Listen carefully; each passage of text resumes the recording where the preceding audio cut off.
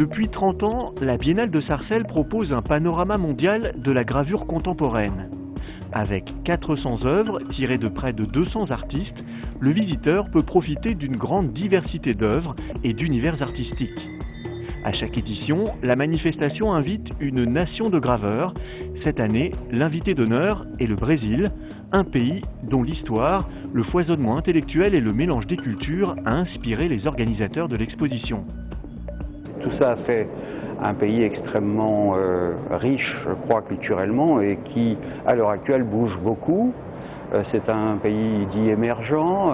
Je pense que son art aussi est en train d'émerger sous une forme contemporaine, et que c'est le début, à mon sens, d'une activité artistique que nous allons percevoir de plus en plus sur notre continent.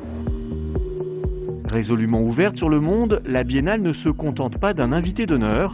En tout, 25 nations sont représentées, avec cette année un accent mis sur les talents émergents. Et on a voulu, pour cette 15e édition, tout particulièrement faire place, donner une place aux générations montantes de l'art des pays étrangers. Puisqu'en fait, il est vrai que nous tenons à, d'une part, à aider, à favoriser autant que faire se peut l'émergence des jeunes artistes, et aussi à donner à voir la plus grande variété possible d'artistes nouveaux à notre public.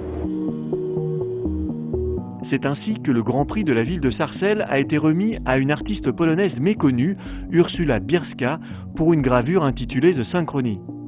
Il ne reste plus que quelques jours pour découvrir cette œuvre au milieu des 1000 mètres carrés d'exposition dans les jardins de l'école d'art plastique de Sarcelles.